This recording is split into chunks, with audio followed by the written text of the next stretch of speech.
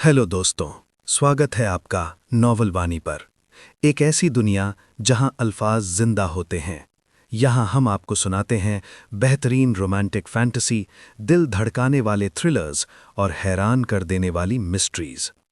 आज की इस शानदार कहानी का पूरा क्रेडिट जाता है इसके ओरिजिनल ऑथर को। हमारा मकसद सिर्फ इन बेहतरीन कहानियों को एक नई आवाज देना है। तो चलिए, बिना किसी देरी के शुरू करते हैं आज का सफर।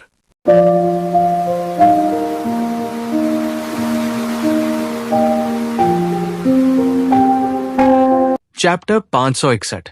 जब उन्होंने अपना सफर शुरू किया तो चेंड आइल से गर्मियों की आखिरी गर्माहट भी विदा ले रही थी। ड्रीम रेल्म के हर इलाके का मौसम हमारी जागती हुई दुनिया जैसा नहीं होता, लेकिन ये जगह काफी हद तक वैसी ही थी।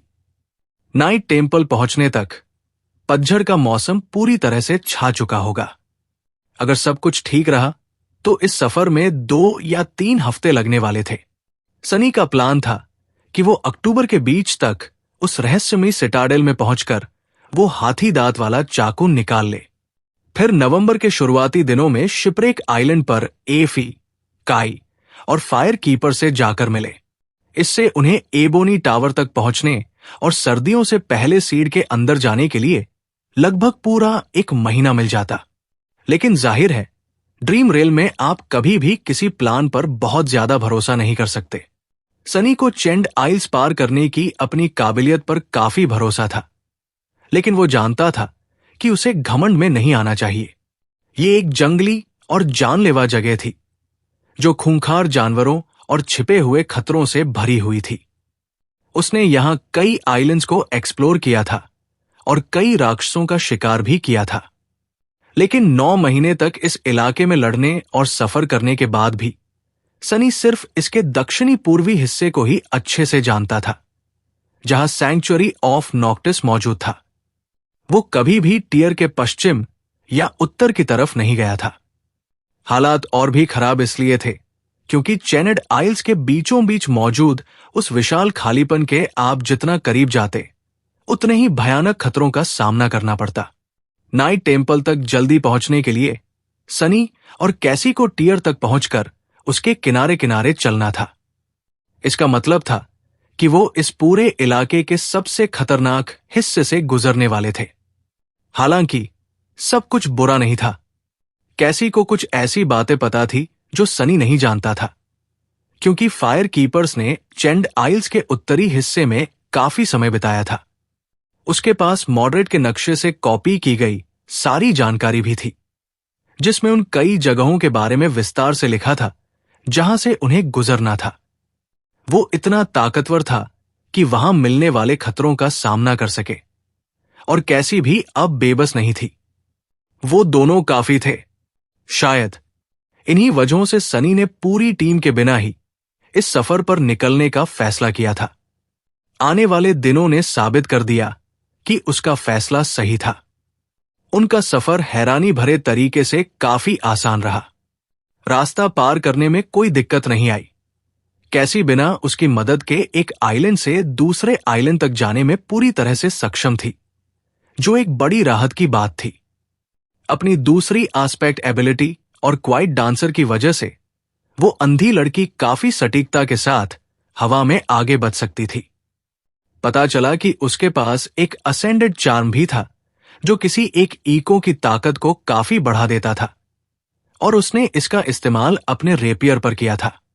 इसकी मदद से डांसर कुछ दूरी तक उसका वजन उठा सकता था, जिससे कैसी आसानी से जंजीरों पर चढ़ और उतर सकती थी। इस चार्म की बस एक ही कमी थी कि ये उसकी सोल एसेंस को बहुत तेजी से सोख लेता था, और वो इसे बहुत बार या बहुत लंबे समय तक इस्तेमाल नहीं कर सकती थी। जाहिर है, रास्ता पार करना उनके लिए सबसे छोटी परेशानी थी। जैसे जैसे वो चेनेड आइल्स के बीच की तरफ बढ़े, और भी ज्यादा नाइटमेयर क्रीचर्स को उनकी महक मिलने लगी। यहीं पर सनी का काम शुरू होता था। सेंट की मदद से और जरूरत पड़ने पर सोल सरपेंट के साथ वो उन पर हमला करने की जुर्रत करने वाले किसी भी खतरे से निपट सकता था। कैसी ने भी मदद की, लेकिन उसके करने लायक बहुत कम चीजें होती थी। सनी और उसकी शैडोज बहुत ज्यादा तेज, चालाक और जानलेवा थे। उनकी मिलीजुली ताकत डराने वाली हद तक खतरनाक थी। इसका मतलब यह नहीं था कि वो अंधी लड़की किसी काम की नहीं थी। इसके उलट शायद उसकी मौजूदगी ही वो सबसे बड़ी वजह थी कि वो अपने लक्ष्य की तरफ इतनी आसानी से बध पा रहे थे। भविष्यवाणियों को समझने की उसकी गहरी समझ, उसके तेज सेंस और उसका अलौकिक इंट्यूशन सनी के लड़ने के हुनर का बेहतरीन तरीके से साथ दे रहा था। ये लगभग हैरान करने वाला था कि वो दोनों मिलकर कितना अच्छा काम कर रहे थे। सनी आगे बढ़कर रास्ता देखता और राक्षसों को खत्म करता, और कैसी उन्हें उन बदलते हुए आइलैंड्स की भूल भुलैया में से कुछ इस तरह से रास्ता दिखाती कि वो असली खौफनाक चीजों, छिपे हुए खतरों और क्रशिंग से बचकर निकल जाते। इस सब के बारे में सबसे अजीब बात यह थी कि वो एक दूसरे से ज्यादा बात भी नहीं करते थे, फिर भी वो एक दूसरे को इतनी गहराई से समझ पा रहे थे। सफर का ज्यादातर हिस्सा खामोशी में ही गुजरा। दोनों ही तब तक बात करना पसंद नहीं करते थे जब तक कि बहुत जरूरी न हो। उनके बीच कोई छोटी मोटी गपशप, फालतू की बातें या दोस्तों जैसी हंसी मजाक नहीं था। सनी ने अपनी शैडोज और सैंड से भी उस तरह बात नहीं की जैसी उसे आदत थी, जिससे वो खामोशी लगभग दम घोंटने वाली बन गई थी। शुरुआत में ये वाकई थोड़ा अजीब लगा, लेकिन फिर उसे इसकी आदत हो गई। सच कहें तो उसे उस शांति और खामोशी के साथ साथ किसी दूसरे इंसान का साथ भी अच्छा लगने लगा था, भले ही वो कैसी ही क्यों न हो। उनका तालमेल असरदार था, बिना किसी रुकावट के चल रहा था और जज्बातों या दूसरी उलझनों से आजाद था। एक ऐसा गठबंधन जो बस सहूलियत के लिए बना था। इसमें शिकायत करने वाली बात ही क्या थी? उन्होंने ऐसे आइलैंड्स पार किए जो पूरी तरह से बंजर और सूने थे, और ऐसे आइलैंड्स भी जो खूबसूरत हरियाली से भरे हुए थे। ऐसे आइलैंड्स जो घिनौने राक्षसों से खचाखच भरे थे, और ऐसे भी जहां सिर्फ हड्डियां और राख के सिवा कुछ नहीं था। ऐसे आइलैंड्स जो खुले और बहुत बड़े थे, और ऐसे आइलैंड्स जो छोटे थे और जिन्होंने धोखे के पर्दे के पीछे अनदेखे खतरों को छुपा रखा था। और जल्द ही वो दिन आ गया जब उत्तरी क्षितिज के पार दूर एक काली लकीर दिखाई देने लगी। जब सनी ने पहली बार इसे देखा तो वो कुछ देर तक बिना हिले डुले खड़ा रहा और एक गंभीर चेहरे के साथ उत्तर की तरफ देखता रहा। Hollow mountains. इतने लंबे समय बाद उसने आखिरकार उन्हें फिर से देख लिया था। उसके बाद हर गुजरते दिन के साथ वो काली लकीर बड़ी और करीब होती गई।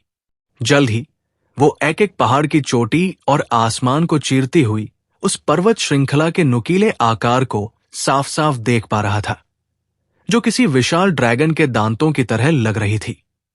और जिस दिन वो अंधेरी चोटियां उनके ठीक ऊपर खड़ी थी, बहती हुई धुंध में लिपटी हुई, उस दिन वो आखिरकार नाइट टेम्पल पहुंच ही गए। चैप्टर 562। जंजीर हल्की हल्की हिल रही थी, और जैसे जैसे सनी और कैसी उस पर चल रहे थे, उसमें से बीच बीच में जोर की आवाजें आ रही थी। क्योंकि वो जिस आइलैंड से अभी निकले थे वो इस वक्त ऊपर की तरफ जा रहा था, इसलिए उनके सामने वाला आइलैंड नीचे था और पूरी तरह से दिखाई दे रहा था। नॉर्दर्न आइलैंड बहुत बड़ा नहीं था, शायद 2 किलोमीटर के दायरे में फैला हुआ। इसकी सतह एक बहुत बड़ा समतल मैदान थी और पूरी तरह से खूबसूरत बैंगनी फूलों के एक खेत से ढकी हुई थी, मानो किसी रेशमी चादर में लिपटी हो।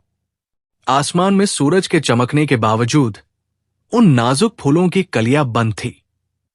कैसी ने उसे जो बताया था, उससे सनी जानता था कि वो फूल सिर्फ रात में ही खुलेंगे और उनमें से एक अजीब लेकिन खूबसूरत रोशनी निकलेगी। वो खुद उस अजीब और जादुई नजारे को देखना चाहता था, लेकिन अभी उनके पास करने के लिए इससे कहीं ज्यादा जरूरी काम थे। और सच कहें तो इस वक्त सनी का ध्यान उस आइलैंड पर था ही नहीं। इसके बजाय वो उसके पार हॉलो माउंटेन्स की उन ड्रैगन जैसी चोटियों को देख रहा था जो आइलैंड के ऊपर खड़ी थी और उसे अपनी एक विशाल और गहरी परछाई में डुबो रही थी। वो सफेद धुंध में लिपटी हुई थी, जो धीरे धीरे उन अंधेरी ढलानों से नीचे बहती हुई स्काई बिलो की काली खाई में गिर रही थी, जैसे सफेद और घूमते हुए बादलों की कोई कभी खत्म न होने वाली दीवार हो। इसका नजारा शानदार भी था और डरावना भी। ऐसा लग रहा था जैसे खुद आसमान धीरे धीरे उस अंधेरे खालीपन में निगला जा रहा हो, या शायद उस पर हमला कर रहा हो। उन खौफनाक पहाड़ों को देखकर सनी ये सोचे बिना नहीं रह सका कि क्या नेफिस इस वक्त उसी सफेद धुंध में कहीं खो गई होगी, या क्या उसने उसमें जाने की हिम्मत ही नहीं की और उसके बजाय कोई दूसरा रास्ता चुन लिया। ये जानने का कोई तरीका नहीं था। एक गहरी सांस छोड़ते हुए उसने नीचे देखा और अपना पूरा ध्यान संभलकर एक के बाद एक कदम बढ़ाने पर लगा दिया। जल्द ही वो नॉर्दर्न आइलैंड तक पहुंच गए और ऊपर की तरफ उड़ चले। सनी प्राउलिंग थॉर्न और डार्क विंग की मदद से, और कैसी ने अपनी क्वाइट डांसर को म्यान से निकालकर हवा में छलांग लगा दी। उस उड़ती हुई रैपियर ने उसे हवा में खींच लिया और कैसी ने उसकी मूठ को कसकर पकड़ लिया। वो दोनों उन नाजुक फूलों के बीच बहुत आराम से उतरे और चारों तरफ देखा। बिना कुछ कहे सनी ने उस अंधी लड़की को आगे चलने दिया और उसके पीछे पीछे चलने लगा। वो आइलैंड पर मौजूद इकलौते निशान की तरफ जा रहे थे, उस पुराने किले के खंडहर की तरफ जो इसके उत्तरी किनारे पर खतरनाक तरीके से टिका हुआ था। ये उसी टूटे फूटे किले जैसा था जहां वो एफी और काई से मिला था। फूलों को बिना कुचले उन्होंने आइलैंड को पार किया और किले के अंदर दाखिल हो गए। रास्ते में किसी भी चीज ने उन पर हमला नहीं किया और वहां हवा की सरसराहट और उनके कदमों की आवाज के सिवा और कोई आवाज नहीं थी। नॉर्दर्न आइलैंड खूबसूरत, शांत और एक अजीब सी तसल्ली देने वाला था। उस पुराने किले के टूटे हुए दरवाजे से देखते हुए सनी ने उस विशाल जंजीर को ध्यान से देखा जिसने आइल्स को हॉलो माउंटेन से जोड़ रखा था। घूमती हुई धुंध उसके दोनों तरफ से नीचे बह रही थी, जिसने उस जगह को छिपा दिया था जहां वो जंजीर काले पत्थर में धंसी हुई थी। वो कुछ पलों तक बिना हिले डुले खड़ा रहा, फिर सिहर उठा और अपनी नजरें फेर ली। गेट के पार मौजूद उस चबूतरे के बिल्कुल कोने में सीढ़ियों का एक संकरा रास्ता नीचे की तरफ जा रहा था, जिसे पुराने पत्थरों को काटकर बनाया गया था और जिस पर आसानी से नजर भी नहीं जाती। वो रास्ता लटकती हुई ढलान के चारों ओर सांप की तरह बल खाता हुआ पत्थर की सतह से चिपका हुआ था और आइलैंड के अंधेरे वाले हिस्से की तरफ जा रहा था। कैसी ने अपना एक हाथ पत्थरों पर रखा और अपनी उंगलियों से उन्हें महसूस करते हुए बहुत सावधानी से सीढ़ियों पर कदम रखा। सनी एक गंभीर चेहरे के साथ नीचे देखते हुए उसके पीछे पीछे चल पड़ा। नाइट टेम्पल तक जाने वाला रास्ता लंबा और संकरा था। वहां इतनी भी जगह नहीं थी कि दो लोग अगल बगल चल सके। उसके दाईं तरफ आइलैंड की पथरीली दीवार थी और बाईं तरफ स्काई बिलो की एक कभी खत्म न होने वाली काली खाई थी। एक भी गलत कदम किसी की भी जान ले सकता था। इन सीढ़ियों का इस तरह से बनाया जाना कोई इत्तेफाक नहीं था। अगर हमलावरों की कोई फौज इस रास्ते से नीचे उतरने की कोशिश करती तो उन्हें एक एक करके रक्षकों से लड़ना पड़ता और ढलान की वजह से लड़ने वाले का दाया हाथ भी ठीक से काम नहीं कर पाता। दीवार के घुमावदार होने की वजह से दूर से किए गए हमले भी ज्यादा असरदार नहीं होते। ऐसी जगह पर सिर्फ एक ही योद्धा पूरी फौज को रोक सकता था। वो नीचे और नीचे उतरते गए और काफी देर बाद आखिरकार उस अंधेरे हिस्से में पहुंच गए जहां ढलान लगभग पूरी तरह से सीधी हो गई थी। वहां सीढ़ियां एक अजीब से लटकते हुए पुल में बदल गई, जो लोहे की जंग लगी जंजीरों के सहारे ऊपर पत्थर की सतह से जुड़ा हुआ था। वो स्काई बिलो की अंधेरी खाई के ऊपर बहुत ही खतरनाक तरीके से झूल रहा था और सीधा उस आइलैंड के बीचों बीच नाइट टेम्पल की तरफ जा रहा था। अचानक अंधेरे में गूंजती हुई एक घंटी की दर्दनाक आवाज सुनकर सनी चौंक कर वहीं रुक गया। उसके सामने कुछ दूरी पर एक शानदार ढांचा उस तैरते हुए आइलैंड के निचले हिस्से से बाहर निकला हुआ था। काले पत्थर से बना ये ढांचा एक ऊंचे और गंभीर चर्च जैसा लग रहा था, जिसे किसी तरह उल्टा बनाया गया था, और वो एक घने अंधेरे की खाई के ऊपर हवा में झूल रहा था। इसकी नींव इसका सबसे ऊंचा हिस्सा थी, और इसकी 7 मीनारें उस काले खालीपन की गहराइयों में नीचे की तरफ लटक रही थी। हर मीनार के आतिर में एक छोटी जंजीर थी, जिस पर हरे रंग के जंग लगे तांबे से बनी एक भारी भरकम घंटी लटकी हुई थी। क्योंकि नाइट टेम्पल आइलैंड के नीचे मौजूद था, इसलिए सूरज की रोशनी कभी वहां तक नहीं पहुंचती थी। इसके बजाय ये मंदिर हमेशा अंधेरे में डूबा रहता था, जहां दूर जलने वाली दिव्य लपटों की हल्की सी रोशनी ही इसकी काली दीवारों को छू पाती थी। एक अजीब से उल्टे नजारे में नीचे खाई का गहरा अंधेरा और उसकी गहराइयों में बिखरे हुए नकली तारे ऐसे लग रहे थे मानो कोई विशाल रात का आसमान उसके ठीक ऊपर लटक रहा हो। जब सनी देख ही रहा था, तभी एक दूसरी घंटी भी बजी।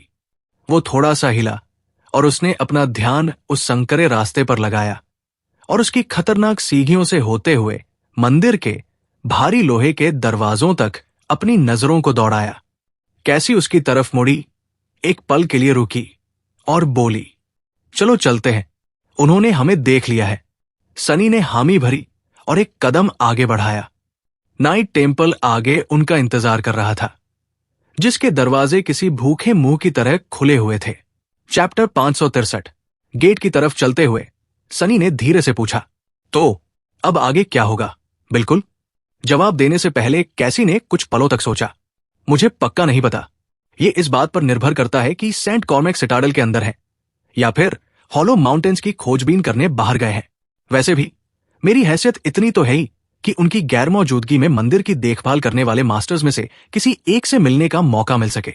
वो थोड़ी झिझकी और फिर आगे बोली, अगर हमें अंदर जाने की इजाजत मिल जाती है तो तुम्हें कुछ नियमों का पालन करना होगा। बाहर के लोगों को सिटाडल के अंदर कोई भी मेमोरी या ई को समन करने की इजाजत नहीं है। हम सिर्फ उन्हीं जगहों पर जा सकते हैं जहां जाने की मनाही नहीं है, जब तक कि कोई मास्टर हमारे साथ न हो। हम मंदिर के रहने वालों से तब तक बात नहीं कर सकते जब तक कि वो खुद हमसे बात न करें। इसके अलावा हम जो भी चीजें अंदर लाएंगे उनकी पूरी चेकिंग की जाएगी। सनी ने त्योरियां चढ़ाई। नियम न सिर्फ अजीब थे बल्कि बहुत सख्त भी थे। अगर कुछ गलत हो जाता तो ये उसके लिए बड़ा नुकसान साबित होते। हालांकि उसे स्काई टाइड की चेतावनी याद आ गई। उसने उसे नाइट टेम्पल के अंदर कोई भी नियम न तोड़ने के लिए कहा था। ठीक है, मैं तब तक कोई जोखिम भरा काम नहीं करूंगा जब तक कि वो करना बहुत जरूरी ना हो जाए। पहले देखते हैं कि चीजें कैसे आगे बढ़ती है। जैसे ही वो उस शानदार गेट के करीब पहुंचे, उसके दोनों तरफ 2 आकृतियां खड़ी दिखाई दी। एक आदमी था और दूसरी औरत। दोनों संतरी अपने 30 के दशक में थे और उनकी आंखें शांत, ठंडी और खतरनाक थी। तो ये लॉस्ट है। ये पहली बार था जब सनी उन जैसे लोगों से मिल रहा था। सच कहें तो उनके और उन अवेकन के बीच कोई खास फर्क नहीं था, जिन्होंने अभी तक अपने असली शरीर नहीं खोए थे। इसका मतलब यह नहीं था कि वो संतरी आम इंसान थे। उन दोनों से ही एक बहुत ही भारी और खौफनाक आभा झलक रही थी। लॉस्ट के खड़े होने के अंदाज से ही सनी समझ सकता था कि वो बेहद तजुर्बेकार और खूंखार योद्धा थे। उनके कवच बहुत ही बेहतरीन तरीके से बनाए गए थे और उनके हथियारों में एक खतरनाक चमक थी, जो साफ तौर पर बता रही थी कि वो ऊंचे रैंक के थे। इन संतरियों से जो दबाव महसूस हो रहा था, उसने सनी को डार्क सिटी के उन सबसे पुराने और जानलेवा शिकारियों की याद दिला दी, जो फॉरगॉटन शोर के नरक में बरसों तक खूनी लड़ाइयों में जिंदा बचे थे। अगर वो सच कहे तो उसे ये मानना पड़ेगा कि सैंक्चुरी ऑफ नॉक्टिस पर मौजूद ज्यादातर अवेकेंड इन 2 लॉस्ट के सामने बच्चों जैसे लग रहे थे। ये लोग कोई मजाक नहीं थे, और अगर कैसी की बात सच थी तो इस मंदिर के अंदर ऐसे 100 लोग और थे। अगर वो सभी इन्हीं संतरियों की तरह हुए तो। सनी ने अपनी एक सिहरन को दबाया। शायद उसने इस बात का बहुत ही गलत अंदाजा लगाया था कि क्लैन वैलर ने हॉलो माउंटेन्स की इस कगार पर कितनी बड़ी फौज खड़ी कर रखी है। ये गंभीर सा दिखने वाला चर्च अपने अंदर पूरी एक फौज को छुपाए बैठा था। लेकिन यहां सिर्फ लॉस्ट को ही क्यों रखा गया है? इसके पीछे क्या मकसद हो सकता है? जब से उसे इस बारे में पता चला था, यह रहस्य उसे खाए जा रहा था। अचानक संतरियों में से एक ने अपना हाथ उठाया और उन्हें रुकने का इशारा किया। उसने कुछ देर तक सनी और कैसी दोनों को ध्यान से देखा और फिर एक ठंडी आवाज में बोला, lady song of the fallen, आपको यहां फिर से देखकर कितनी खुशी की बात है। मुझे उम्मीद है कि आपके दल के बाकी साथी भी ठीक होंगे। उसका लहजा उसके मीठे शब्दों से बिल्कुल मेल नहीं खा रहा था। उस अंधी लड़की ने बस हामी भरी। वो सब ठीक है और पूरी तरह से स्वस्थ है। सैंक्चुरी ऑफ नॉक्टिस पर सुरक्षित है।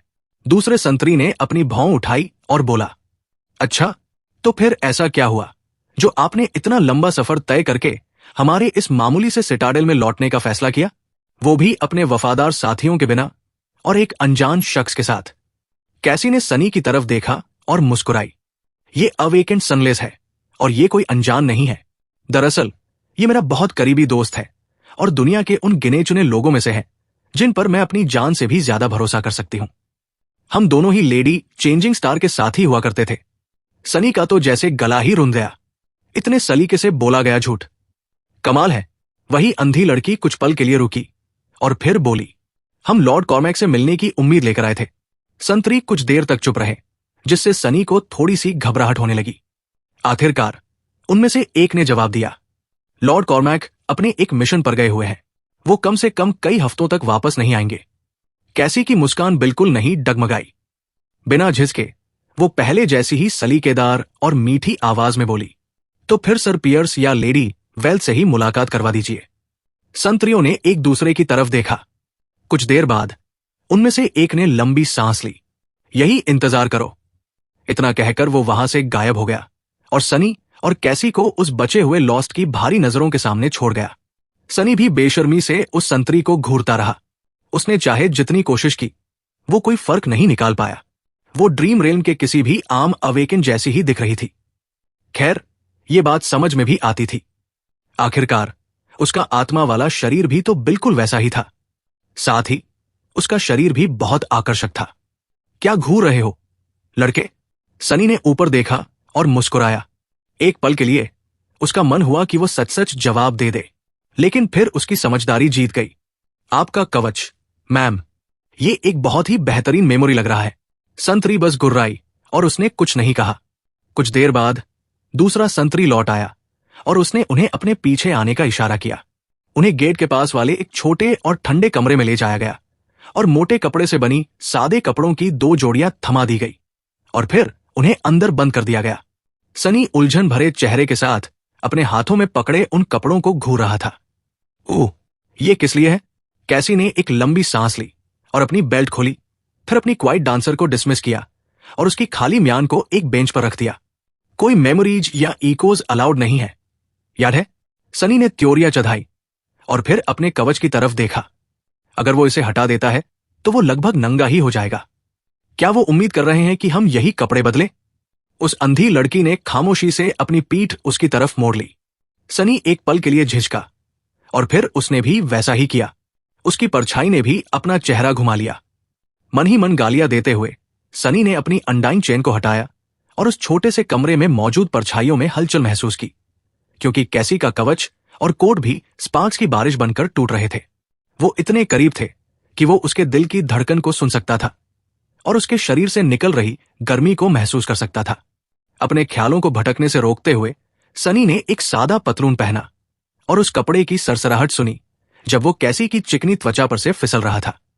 कमीने, क्या वो हमें कपड़े बदलने के लिए 2 कमरे नहीं दे सकते थे? अपने गुस्से को दबाते हुए सनी ने एक ट्यूनिक पहना और झल्लाया। इसकी आस्तीनें इतनी छोटी थी कि सोल सरपेंट के निशानों को नहीं छिपा सकती थी।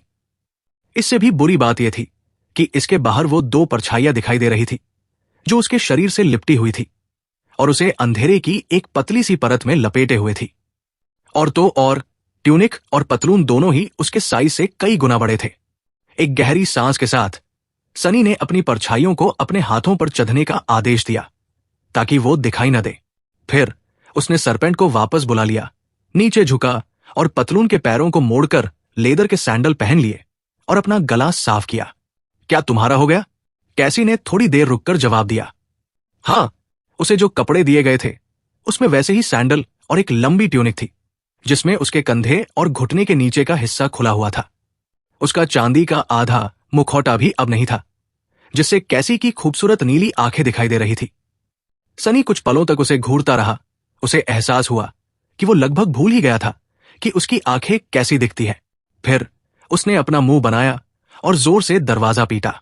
जल्द ही वही संतरी उन्हें बाहर ले आया और नाइट टेम्पल की गहराइयों की तरफ ले चला। जैसे ही उन्होंने उस गेट को पीछे छोड़ा, सनी एकदम चौकन्ना हो गया, जैसे उसे किसी भयानक चीज के होने का इंतजार हो। लेकिन ऐसा कुछ नहीं हुआ। संतरी ने उसकी तरफ देखा और अपनी भौहें सिकोड़ी। किस चीज का इंतजार कर रहे हो?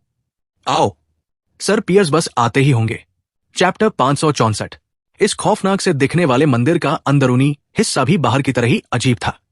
सनी को उम्मीद थी कि अंदर के फर्श कम से कम सही तरीके से बने होंगे और जिन कुछ गलियारों से वो गुजरे वो सही थे भी। लेकिन नाइट टेम्पल के बाकी हिस्से भी उल्टे बने हुए थे, जहां सपाट फर्श छत का काम कर रहे थे और घुमावदार छतें उबड़ खाबड़ फर्श की तरह इस्तेमाल हो रही थी। और ये तो बस बाहर का घेरा था। वो तो ये सोचना भी नहीं चाहता था कि मुख्य मंदिर और अंदर का गर्भगृह कैसा दिखता होगा।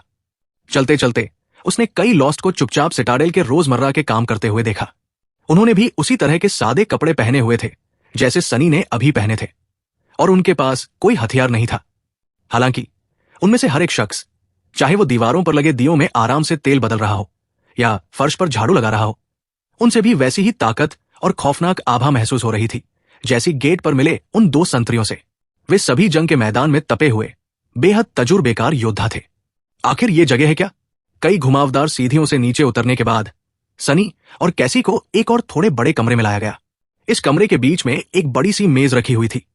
संतरी ने उसकी तरफ इशारा किया और अपनी आवाज में बिना कोई भाव दिखाए बोला, सर पियर्स रास्ते में है, कृपया आप बाहर से जो भी चीजें लाए हैं उन्हें चेकिंग के लिए मेज पर रख दे। कैसी ने एक कदम आगे बढ़ाया और अपनी बेल्ट और म्यान को मेज पर रख दिया। लॉस्ट ने अपनी नजरें सनी की तरफ घुमाई और इंतजार करने लगा। ओह, मेरी सारी चीजें एक मेमोरी के अंदर रखी हुई है। उसने कोवेटस कॉफर को छुपाने के बारे में सोचा, लेकिन फिर अपना इरादा बदल दिया। वैसे भी उसके अंदर छुपाने लायक कुछ नहीं था, या यूं कहें कि लगभग कुछ भी नहीं। संतरी ने त्योरिया चढ़ाई और फिर एक गंभीर आवाज में बोला, इसे समन करो। जल्द ही वो छोटा सा बक्सा मेज पर रखा हुआ था। सनी ने उसे खोला और एक एक करके चीजें बाहर निकालने लगा, जिससे धीरे धीरे एक बड़ा सा ढेर बन गया। इसमें मसाले, खाना पकाने के बर्तन, साफ सफाई का सामान, अंडरवियर के कई पैकेट, मर्दों और औरतों दोनों के, जिसकी वजह से संतरी ने उसे अजीब नजरों से देखा। एक टूटे हुए शीशे का टुकड़ा, कुछ सोल शार्ड्स, एक फोल्डिंग कुर्सी, कई तरह के स्नैक्स, चाय और कॉफी के पैकेट और भी बहुत कुछ था। जैसे जैसे वो ढेर बड़ा होता गया, संतरी के चेहरे पर हैरानी बढ़ती गई। आखिरकार उसकी आंख फड़फड़ाई। तुम्हारे उस बक्से में कितना कचरा भरा हुआ है? सनी मुस्कुराया, बस खत्म होने ही वाला है। उसने सनस्क्रीन की एक ट्यूब और लिप बाम की कुछ स्टिक निकाली, उन्हें ढेर में फेंक दिया, फिर अपना हाथ कोवेटस कॉफर के अंदर कंधे तक डाल दिया। वीवर की सुई और हीरे की डोरी को अनदेखा करते हुए उसके तले को कुछ बार टटोला और फिर आखिरकार एक कदम पीछे हट गया। बस इतना ही है। लॉस्ट ने अपना सिर हिलाया और एक एक करके चीजों को उठाना शुरू कर दिया। उन्हें ध्यान से परखने लगा।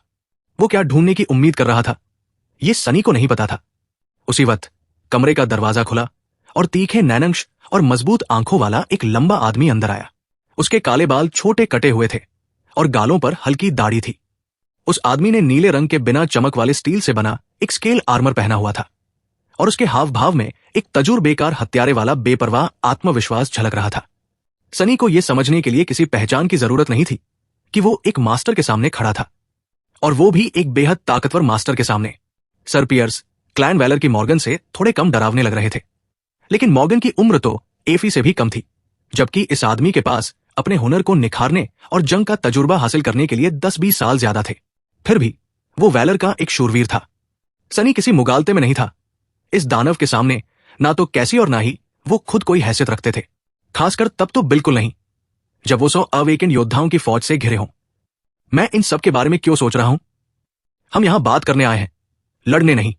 और उनके लिए यह बहुत जरूरी था कि यह बातचीत अच्छी रहे।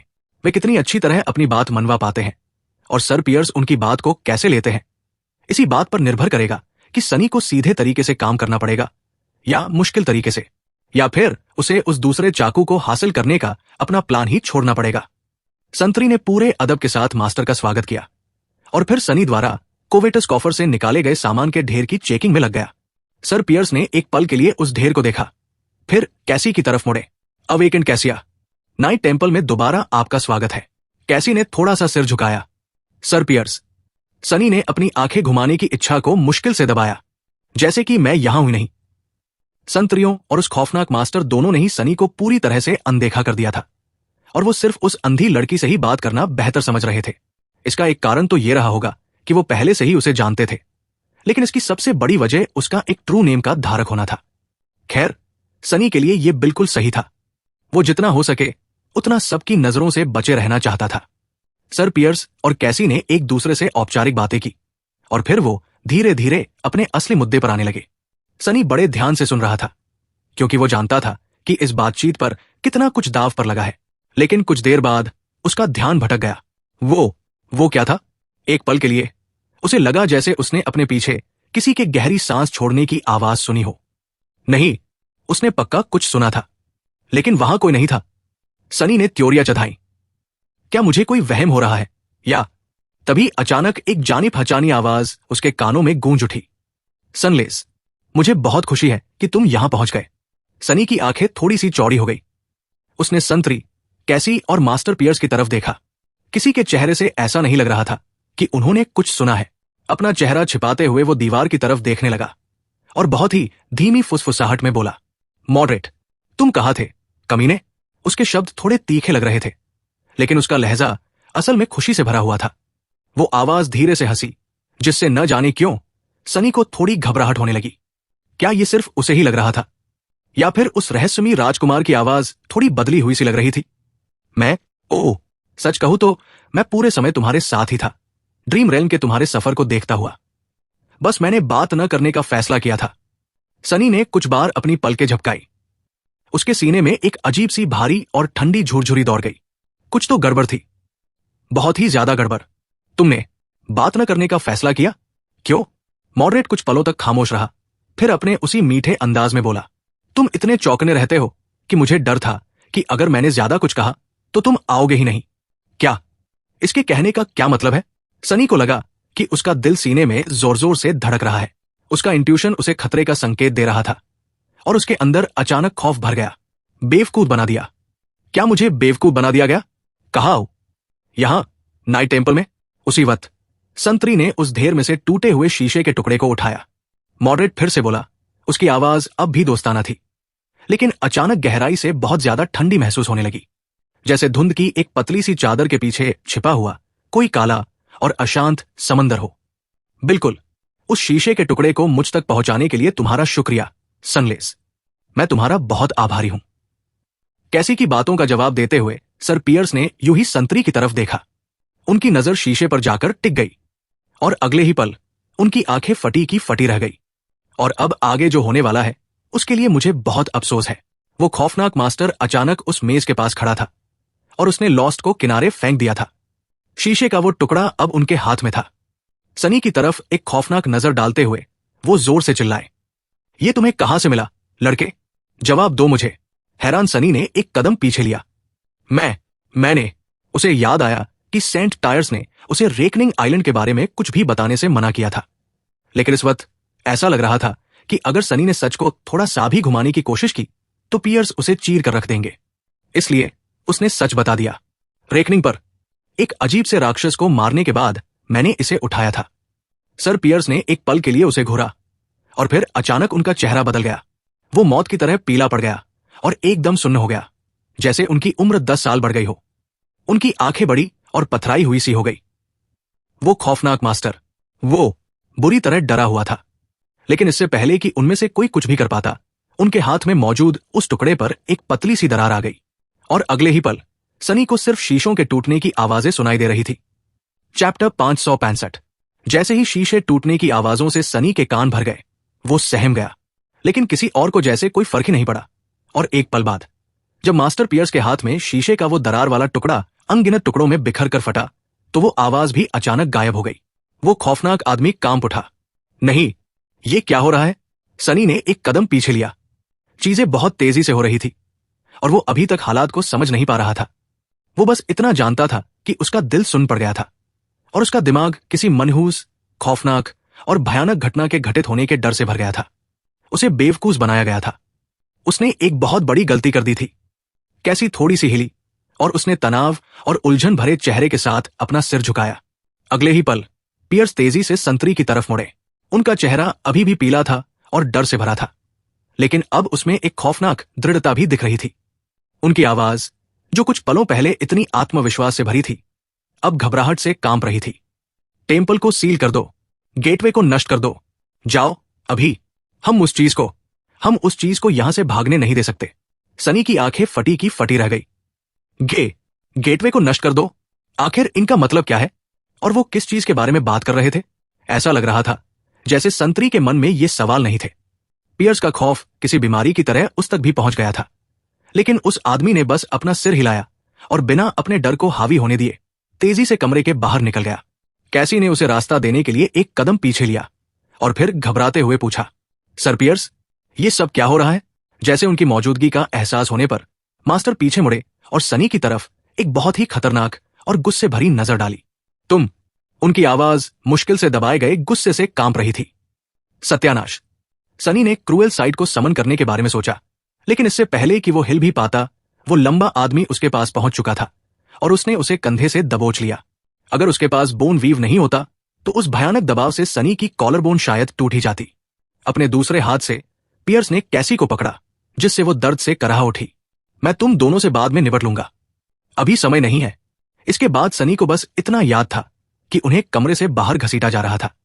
उसने एक पछतावे भरी नजर मेज पर पड़े अपने सामान के ढेर पर डाली, एक पल के लिए कोवेटस कॉफर को देखा और फिर अपना मुंह मोड़ लिया। क्या करूं? हालात साफ तौर पर अब उसके काबू से बाहर थे। मॉडरेट ने कुछ किया था, किसी चीज को अंजाम देने के लिए उसने सनी का इस्तेमाल किया था, और अब पूरा सिटाडेल हाई अलर्ट पर था और सनी पर भड़का हुआ था। उस रहस्यमयी राजकुमार ने सनी का इस्तेमाल करके जो कुछ भी हासिल किया था, वो इतना खौफनाक था कि एक मास्टर भी डर गया था, और एक कीमती गेटवे को हमेशा के लिए नष्ट करना भी उसे सही लग रहा था। तो अब दो सवाल थे, क्या मुझे लड़कर बाहर निकलने की कोशिश करनी चाहिए, और क्या मुझे भी उस चीज से डरना चाहिए जिसे मॉडरेट ने आजाद किया है? अचानक सनी के दिमाग में एक और ख्याल आया, या क्या खुद मॉडरेट ही वो चीज है? उसका दिल और भी ज्यादा सुन्न पड़ गया। दूसरे सवाल का जवाब देने के लिए उसके पास काफी जानकारी नहीं थी, लेकिन पहला सवाल काफी आसान था। सनी ताकतवर था, लेकिन इतना ताकतवर बिल्कुल नहीं था कि वो दो मास्टर्स और 100 खूंखार योद्धाओं से लड़ सके, वो भी उनके ही गढ़ में। इसके अलावा कैसी और वो दोनों की ही अपनी एक हैसियत थी। एक महान क्लैन भी बिना किसी ठोस वजह के उन्हें गायब करने की जुर्रत नहीं कर सकता था। मुझे पहले और जानकारी चाहिए। देखते हैं चीजें कैसे आगे बढ़ती है, और अगर जरूरत पड़ी तो ही कोई कदम उठाएंगे। इसलिए जब मास्टर पियर्स उन्हें गलियारे में घसीट रहे थे तो उसने कोई विरोध नहीं किया। उस छोटे से कमरे के बाहर, जो सिटाडेल पहले बहुत शांत और गंभीर हुआ करता था, अब वहां हड़कंप मचा हुआ था।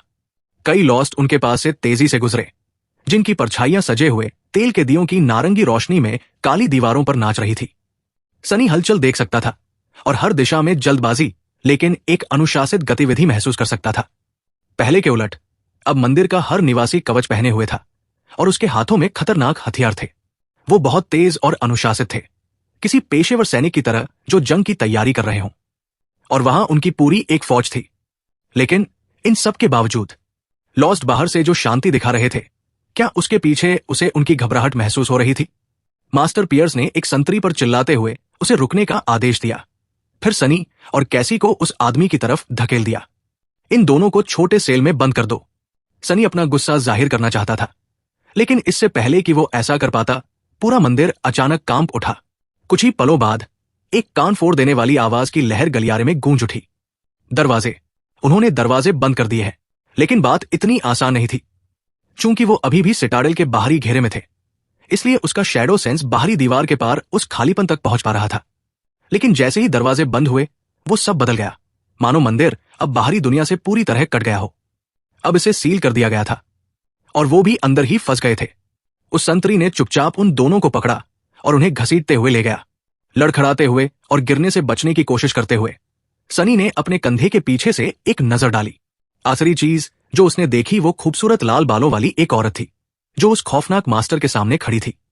उसने एक सादा काला ट्यूनिक और चमड़े के आर्म गार्ड पहने थे और उसकी पिंडलियां ग्रीव से ढकी हुई थी। उस औरत का चेहरा बहुत गंभीर और तनाव से भरा था। पियर्स, ये आखिर क्या मुसीबत आ पड़ी? एक पल बाद वो दोनों गलियारे के एक मोड़ के पीछे गायब हो गए। ये जरूर मास्टर वेल्थ होंगी। लॉस्ट तेजी से उन्हें गलियारों और सीढ़ियों की उस भूल भुलैया से घसीटता हुआ ले गया। वो और नीचे उतरते जा रहे थे, शायद चर्च की किसी मीनार की तरफ। उस संतरी का चेहरा बहुत ही गंभीर और सख्त था, और उसकी एक बड़ी वजह भी थी। वो जहां से भी गुजर रहे थे, नाइट टेम्पल के निवासी लड़ाई की तैयारी में जुटे हुए थे। ऐसा लग रहा था मानो वो किसी खौफनाक घेराबंदी का सामना करने की तैयारी कर रहे हों। लेकिन वो खतरा बाहर से आता हुआ नहीं लग रहा था।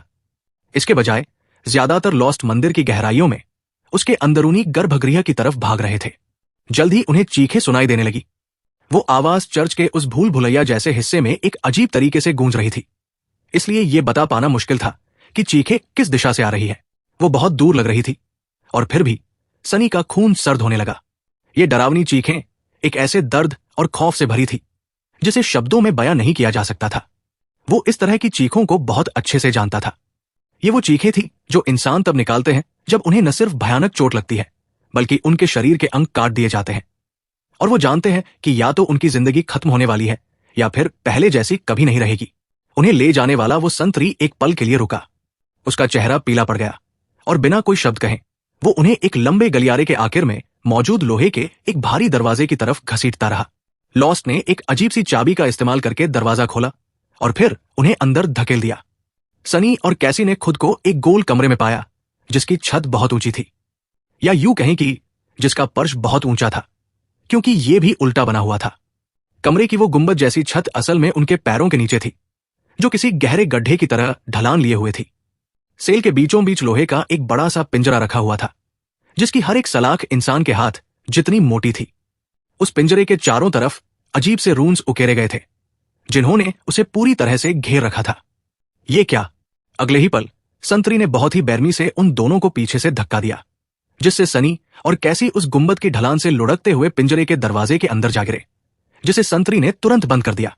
वो एक जोरदार क्लिक की आवाज के साथ लॉक हो गया और उनकी आजादी का रास्ता बंद हो गया। ऐसा नहीं हो सकता। सनी अपने पैरों पर खड़ा हुआ, पीछे मुड़ा और लॉस्ट को कमरे से बाहर निकलते और अपने पीछे दरवाजा बंद करते हुए देखा। कुछ पलों के लिए वो दोनों बिल्कुल सन्नाटे में रह गए। कमरा बहुत अंधेरा था। सिर्फ बाहर निकलने वाले रास्ते के पास दीवार पर तेल का एक इकलौता दिया जल रहा था। उसकी नारंगी लौ कांप रही थी और नाच रही थी, जो मुश्किल से ही उस अंधेरे को दूर रख पा रही थी। सनी ने अपने दांत पीसे, फिर अपनी पूरी ताकत से लोहे की उन सलाखों पर लात मारी और गुस्से और झुंझलाहट में चिल्लाया, सत्यानाश! सब कुछ सत्यानाश हो गया। उसके पीछे कैसी धीरे धीरे खड़ी हुई, फिर थोड़ी सी लड़खड़ाई। सनी! वो उसकी तरफ मुड़ा और गुर्राया, क्या? अंधी लड़की का चेहरा दर्द से सिकुड़ गया।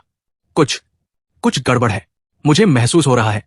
सनी कुछ पलों तक उसे घूरता रहा, फिर उसने पलकें झपकाई और पिंजरे के बाहर देखा। उसे घेरने वाले वो रून्स धीरे धीरे एक अजीब सी और खतरनाक नीली चमक बिखेरने लगे थे। चैप्टर 566। सनी ने रून्स की तरफ देखा। उनकी डरावनी चमक तेजी से और भी ज्यादा तेज होती जा रही थी, जिससे पूरा कमरा एक भूतिया रोशनी में डूब गया था। धीरे धीरे उसके चेहरे पर एक गहरी शिकन आ गई। फिर अचानक उसकी आंखें फटी की फटी रह गई। सत्यानाश! लेकिन अब बहुत देर हो चुकी थी। रून्स टिमटिमाए और अगले ही पल उसे महसूस हुआ कि उसकी शैडो एसेंस का भंडार तेजी से कम हो रहा है। ऐसा लग रहा था मानो कोई चीज बेहद खौफनाक तेजी के साथ उसकी आत्मा से एसेंस को निचोड़ रही हो।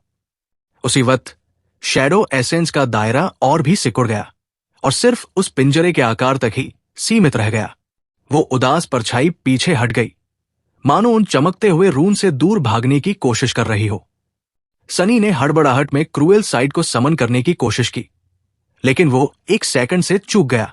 इससे पहले कि वो भाला रोशनी की चिंगारियों से अपना आकार ले पाता, उसकी एसेंस खत्म हो गई और एक भौतिक आकार लेने से पहले ही वो भाला बिखर गया। लानत है! उसने बेबसी से पिंजरे की सलाखों को देखा और अपनी मुट्ठियां भींच ली। ये वाकई में अवेकन लोगों को कैद करने के लिए बनाया गया एक जेल सेल था।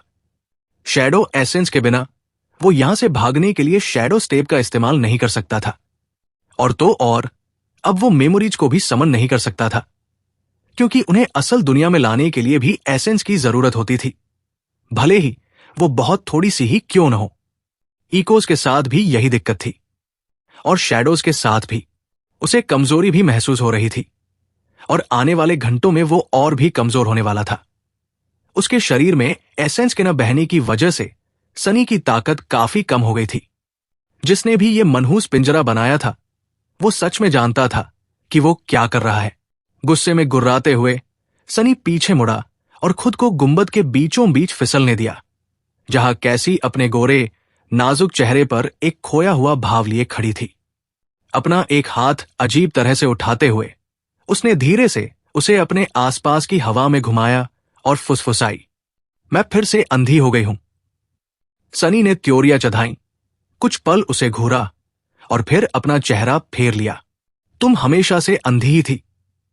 जाहिर है वो जानता था कि कैसी के कहने का क्या मतलब था। सोल एसेंस के बिना उसकी वो आस्पेक्ट एबिलिटी भी चली गई थी जो उसे कुछ सेकंड आगे का भविष्य देखने में मदद करती थी। ये पूरी तरह से आंखों की रोशनी तो नहीं थी, लेकिन इसने उसके लिए देखने की कमी को कुछ हद तक पूरा कर दिया था। हो सकता है उसके शब्द थोड़े बेरहम थे, लेकिन सनी अभी किसी से मीठी बातें करने के मूड में नहीं था। एक पिंजरे में बंद होना, भागने के लिए पूरी तरह से बेबस होना, यह उसका सबसे बुरा सपना था। और इस हाल में पहुंचने के लिए वो खुद के सिवा किसी और को दोष भी नहीं दे सकता था। उस अंधी लड़की से मुंह फेर कर सनी नीचे बैठ गया, अपना सिर झुकाया और उसे अपने दोनों हाथों से पकड़ लिया। उस पर लानत हो। अचानक चर्च फिर से कांप उठा। कैसी कुछ देर खामोश रही, फिर धीरे से बोली, ये जरूर वो गेटवे रहा होगा। उन्होंने सच में उसे नष्ट कर दिया। सनी ने अपनी आंखें बंद कर ली। मुझे भी लगता है तुम सही कह रही हो। उसने कैसी को अपने सामने बैठते हुए सुना और उस काले वेदी के बारे में सोचने लगा जो अब सिटाडेल की गहराइयों में कई टुकड़ों में पड़ी होगी। क्या वो हाथी दांत वाला चाकू भी नष्ट हो गया था? क्या सच में कोई दूसरा चाकू था भी, या ये बस एक झूठ था जो मॉडरेट ने उसे नाइट टेंपल में फंसाने के लिए गढ़ा था? उसने और किन किन बातों के बारे में झूठ बोला था? सनी ने अपने दांत पीसे और अपनी करहा को दबाया। वो डरा हुआ था, गुस्से में था और खुद को बहुत ज्यादा जलील महसूस कर रहा था। उस रहस्यमयी आवाज को पहली बार सुनने के बाद वो कितना सावधान था कि उस पर भरोसा न करे। लेकिन मॉडरेट ने कितनी मदद की थी और उसे इतनी सारी काम की जानकारी दी थी जो सच भी साबित हुई। सच तो यह था कि सनी शायद उस खोए हुए राजकुमार की मदद की वजह से ही जिंदा था। फिर भी उसने कभी अपनी सतर्कता कम नहीं की थी। अगर उसे जरा सा भी शक होता कि मॉडरेट को उससे कुछ चाहिए तो वो सबसे बुरे नतीजे के बारे में सोचता। लेकिन वो कमीना बहुत ही ज्यादा शातिर और चालाक था, डराने वाली हद तक। मॉडरेट ने उसे किसी खिलौने की तरह इस्तेमाल किया था।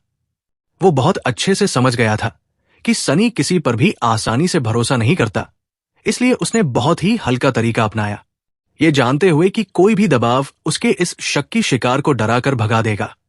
मॉडरेट ने बस बातों ही बातों में उस हाथी दांत वाले चाकू का जिक्र किया और फिर कभी उसके बारे में बात नहीं की।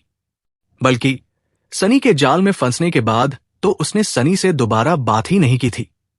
वो बस खामोशी से देखता रहा और अपने शिकार के खुद चलकर उसके पास आने का इंतजार करता रहा। सनी सिहर उठा। हे भगवान, उसने क्या क्या देख लिया है? वो शर्त लगा सकता था कि मॉडरेट को उनकी बातचीत के बीच कई दिनों तक इंतजार करने की कोई जरूरत ही नहीं थी। ये सब तो बस झूठ और धोखे के एक बहुत ही उलझे हुए जाल का हिस्सा था। बेवकूफ, मैं कितना बड़ा बेवकूफ हूं। उसने खुद को इतनी आसानी से बेवकूफ कैसे बनने दिया? अचानक सनी के चेहरे पर एक अजीब सी मुस्कान आ गई और वो एक दबी हुई हंसी हंस पड़ा। क्या इसका जवाब साफ नहीं था? सच। उसका ये पतन सच की वजह से ही तो हुआ था। एक माहिर झूठे इंसान की तरह मॉडरेट ने अपने झूठ में बस इतना सच मिला दिया था कि उस पर आसानी से यकीन किया जा सके। वाह, क्या विडंबना है। कैसी थोड़ी सी हिली और उसने अपनी नरम और सतर्क आवाज में पूछा, सनी, आखिर वहां हुआ क्या था? उसने एक कड़वी हंसी हंसी और एक गंभीर स्वर में जवाब दिया, क्यों, क्या तुम्हें सब कुछ नहीं पता? अंधी लड़की ने कोई जवाब नहीं दिया और कुछ और समय बीतने के बाद उसने एक गहरी सांस ली। माफ करना, ये मेरी गलती थी। मैंने ही हमें इस मुसीबत में डाला है। सनी सीधा होकर बैठा और खुद को शांत करने की कोशिश करने लगा। बीती बातों के बारे में सोचने से उन्हें कोई फायदा नहीं होने वाला था। हालात खराब जरूर थे, लेकिन पूरी तरह से उम्मीद नहीं हारी थी। भविष्य के बारे में कुछ कहा नहीं जा सकता था और सब कुछ पलटने का कोई न कोई मौका जरूर मिलेगा। उसे बस खुद पर काबू रखना था और मौका मिलने पर तुरंत कदम उठाने के लिए तैयार रहना था। किसने कहा कि आखिरी बाजी मॉडरेट के हाथ ही लगेगी? क्या तुम्हें उस रहस्यमयी लॉस्ट के बारे में याद है जिसके बारे में मैंने तुम्हें बताया था? वही जिसने मुझे सीड और उन चाकुओं के बारे में बताया था। कैसी ने धीरे से सिर हिलाया। सनी कुछ पलों तक खामोश रहा, फिर उसने अपना सिर हिलाया। खैर, अब पता चला है कि उसने मुझे जानबूझकर नाइट टेम्पल में फंसाने के लिए भेजा था। उसे न जाने क्यों वो शीशे का टुकड़ा चाहिए था जो मुझे कुछ समय पहले मिला था। जब मास्टर पियर्स ने उसे देखा तो जैसे तहलका ही मच गया। वो कुछ देर तक चुप रही और फिर उसने पूछा, क्या तुम्हें लगता है कि वो लॉस्ट यहीं नाइट टेम्पल में है? सनी ने अपनी नजरें फेर ली। जब वो आखिरकार बोला तो उसकी आवाज बहुत गंभीर लग रही थी। मुझे ऐसा ही लगता है। सच कहूं तो मुझे लगता है कि ये पूरा सिटाडेल ही एक जेल है, एक ऐसी जेल जिसे सिर्फ एक ही प्राणी को कैद करने के लिए बनाया गया था। उसी को। कैसी सिहर उठी और उसने खुद को बाहों में जकड़ लिया।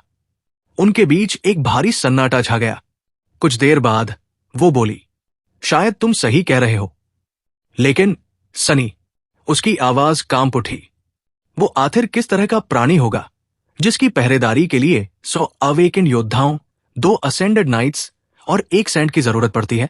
सनी उसे घूरता रहा। उसे समझ नहीं आ रहा था कि वो क्या कहे।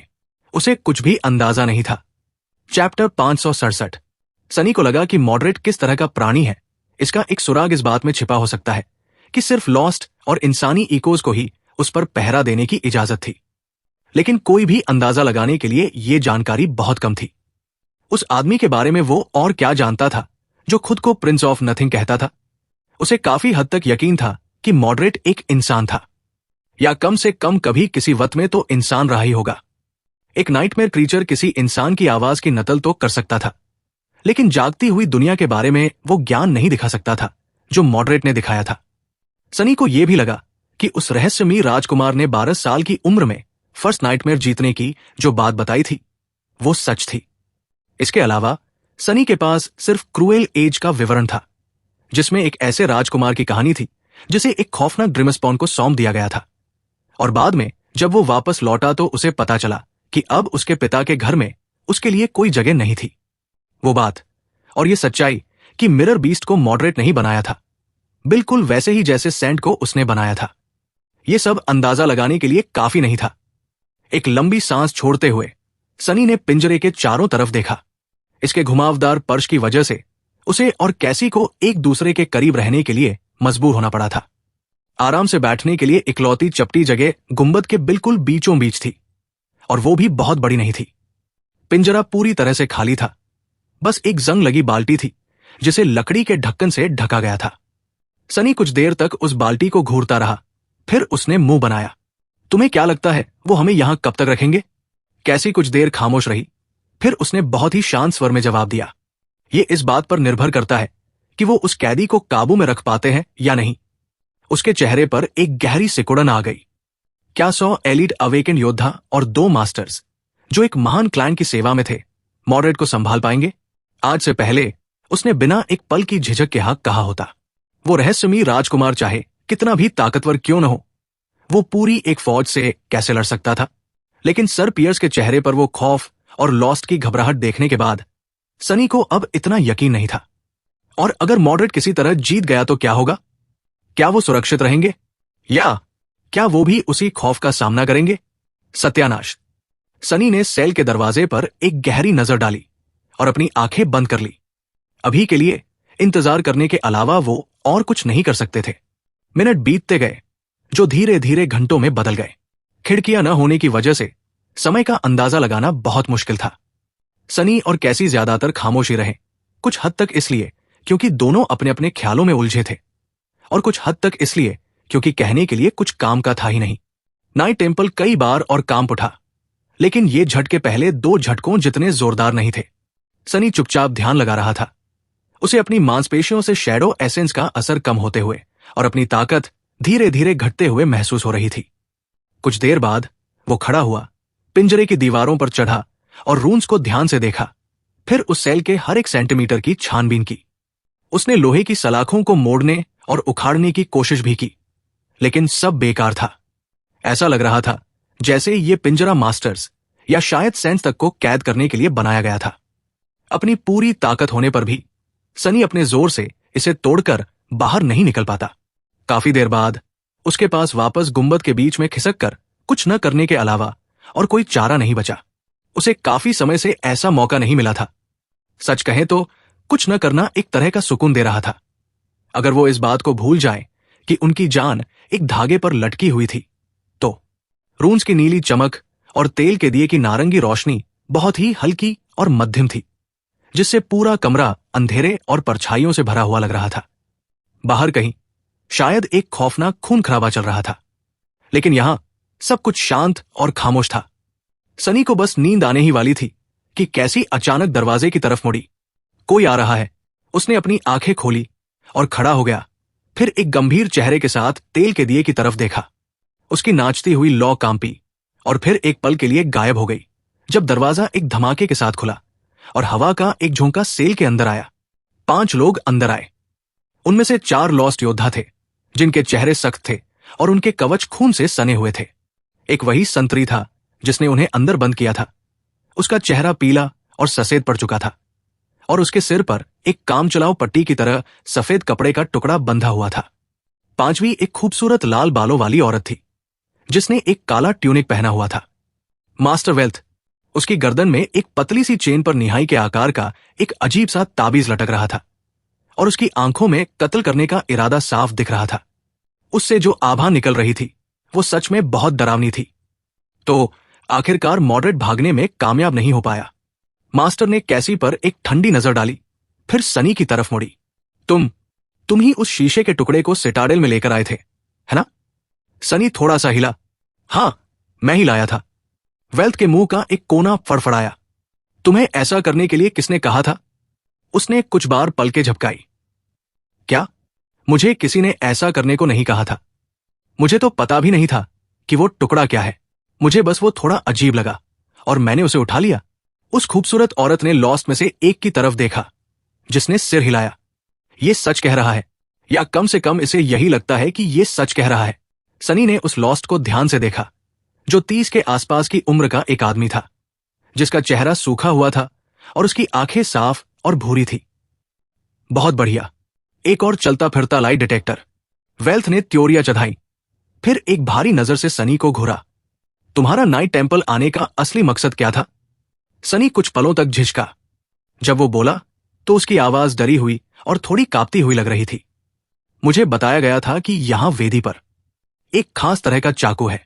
मुझे उस चाकू में दिलचस्पी है, क्योंकि उसका चेनेड आइल्स के अतीत से कुछ लेना देना है। देखिए, मैं अवेकेंड अकेडमी में एक रिसर्चर हूं। शायद आपने मेरी पिछली एक्सप्लोरेशन रिपोर्ट पढ़ी हो। ओह, काफी मशहूर है। मास्टर कुछ देर तक उसे घूरती रही, फिर साफ आंखों वाले उस लॉस्ट की तरफ देखा और निराशा से अपना सिर हिलाया। ये सब बस एक बेवकूफ की वजह से। हाँ, मैं एक दयनीय, नाकारा बेवकूफ हूं। मान लो इस बात को। सनी ने अपना गला साफ किया। मास्टर वेल्थ, मेरी वजह से जो भी परेशानी हुई है उसके लिए मुझे बहुत अफसोस है, लेकिन आखिर चल क्या रहा है और आप हमें आजाद कब करेंगी? वो अचानक एक दबी हुई हंसी, फिर एक खौफनाक और गुस्से भरे चेहरे के साथ उसकी तरफ देखा। आजाद करूं? अगर तुम्हें पता होता कि तुम्हारी हरकतों की वजह से क्या हुआ है, तो तुम खुद गिड़गिड़ाकर मुझसे कहते कि तुम्हें इसी सेल में बंद रहने दूं। कम से कम वो दानव यहां तुम तक तो नहीं पहुंच सकता। नहीं, तुम दोनों तब तक यही बंद रहोगे जब तक कि हम तुम्हारी फैलाई हुई इस मुसीबत को सुलझा नहीं लेते। और यकीन मानो, हम इसे सुलझा कर ही रहेंगे। ये बिल्कुल वैसा जवाब नहीं था जैसा सनी सुनना चाहता था, लेकिन कम से कम इससे उसे कुछ जानकारी तो मिली। मॉडरेट अभी तक काबू में नहीं आया था, बल्कि ऐसा लग रहा था कि वो और वैलर की सेनाएं किसी तरह की बराबरी की स्थिति में फंसी हुई थी। मास्टर वेल्थ ने अपने दांत पीसे और फिर मुड़ गई। हालांकि जाने से पहले वो एक पल के लिए रुकी और फिर अपनी गंभीर आवाज में बोली, अब जब मंदिर सील हो चुका है तो लॉर्ड कॉर्मैक के अलावा कोई भी इसे खोल नहीं सकता। गेटवे के नष्ट हो जाने के बाद भागने का भी कोई रास्ता नहीं है। तुम आखिर जाते भी कहां? ये कहते हुए उसने अपनी मुट्ठियां भींची और कमरे से बाहर निकल गई। वो चारों लॉस्ट भी उसके पीछे पीछे चले गए और अपने पीछे दरवाजा बंद कर लिया। सनी कुछ देर तक उस दरवाजे को घूरता रहा। उसके चेहरे पर एक फीका सा भाव था। लॉर्ड कॉर्मैक के अलावा कोई और इसे खोल नहीं सकता। सत्यानाश! सेंट को तो अभी 1 महीने तक वापस नहीं आना था। उसने कैसी की तरफ देखा, फिर उनके पिंजरे की तरफ और आखिर में उन चमकते हुए रून्स की तरफ। ये एक बहुत ही लंबा और खौफनाक महीना होने वाला था। चैप्टर 568। वो वापस बैठ गया, थोड़ी देर इंतजार किया और फिर कैसी की तरफ मुड़ा। क्या तुमने उसके एट्रीब्यूट्स पर नजर डाली? वो भी बैठ गई और उसने एक गहरी सांस ली। हाँ, उसके और उसके साथ आए चारों लॉस्ट के एट्रीब्यूट्स। सर पियर्स के भी। मैंने उनके आस्पेक्ट्स का नाम और रैंक भी देखा। सनी ने त्योरियां चढ़ाई। क्या तुम आस्पेक्ट्स को भी कब से पढ़ने लगी? अंधी लड़की ने अपने कंधे उचकाए। अपने अवेकनिंग के समय से। वो कुछ पल उसे घूरता रहा। कितनी काम की एबिलिटी है। बुरी खबर यह थी कि अगर उसे पहले से उसके कुछ राज नहीं पता थे तो अब जरूर पता चल गए होंगे। कितनी चिद मच रही है। सनी ने मुंह बनाया, थोड़ी देर खामोश रहा और फिर बोला, अच्छी बात है। बहुत मुमकिन है कि ये सब खत्म होने से पहले हमें उस जानकारी की जरूरत पड़ेगी। उसने अभी कैसी पर जवाब देने का दबाव नहीं डाला क्योंकि उसे बहुत सी चीजों के बारे में सोचना था। थोड़ा और समय बीता और वो दोनों खामोश ही रहे। कुछ देर बाद कमरे का दरवाजा एक बार फिर खुला और वही 4 जाने पहचाने लॉस्ट अंदर आए। सिर पर पट्टी बांधे हुए लॉस्ट के हाथ में खाने की एक ट्रे और पानी की एक मशक थी। उसने कुछ पलों तक उन्हें ध्यान से देखा। उसके खूबसूरत चेहरे पर एक ठंडी बेरुखी थी और फिर उसने पिंजरे के पास जाए बिना ही खाने और मशक को लोहे की सलाखों के बीच से अंदर फेंक दिया। सनी ने अपने गुस्से को दबाया और एक डरपोक रिसर्चर का नाटक करते हुए अपना मुंह खोला। अरे सर! Oh sir awakened! क्या आप हमें बता सकते हैं कि ये सब क्या चल रहा है? प्लीज, हमें तो ये भी नहीं पता कि आखिर दिक्कत क्या है। संतरी ने उसे एक खौफनाक नजर से घूरा और एक हुक्म देने वाले लहजे में बोला, चुपचाप रहो। उसकी आवाज साफ और मजबूत थी, जो एक घमंडी आत्मविश्वास और उन दोनों के लिए गहरी नफरत से भरी हुई थी। एक शब्द भी और कहे बिना वो लॉस्ट वापस चले गए और एक बार फिर अपने पीछे दरवाजा बंद कर दिया। सनी कुछ पलों तक बिना हिले डुले बैठा रहा। फिर उसने धीरे से अपनी नजरें नीचे की और उस खाने की तरफ देखा जो गुंबद की ढलान से लुढ़कता हुआ उसके पैरों तक आ गया था। फिर अचानक उसने अपना सिर पीछे किया और जोर से हंस पड़ा। ओह हे भगवान! मैंने कभी नहीं सोचा था कि मैं ये कचरा फिर से खाऊंगा। उसके ठीक सामने रून्स की नीली चमक को दर्शाते हुए सिंथ पेस्ट की 2 रंगीन ट्यूब फर्श पर पड़ी थी। वो उनके आकार को बहुत अच्छी तरह से पहचानता था। उन्होंने देर से रात का खाना खाया जो एक ऐसे सिंथेटिक पेस्ट का था जिसका गाढ़ापन कीचड़ जैसा था और उसका स्वाद भी लगभग वैसा ही था। फिर भी इस बेस्वाद चीज को बनाना बहुत सस्ता था और इसे ऐसा बनाया गया था कि इसमें वो सारे पोषक तत्व हों जो किसी इंसान को किसी भी तरह जिंदा रखने के लिए जरूरी होते हैं। सनी को इस मनहूस कचरे की बिल्कुल भी याद नहीं आ रही थी।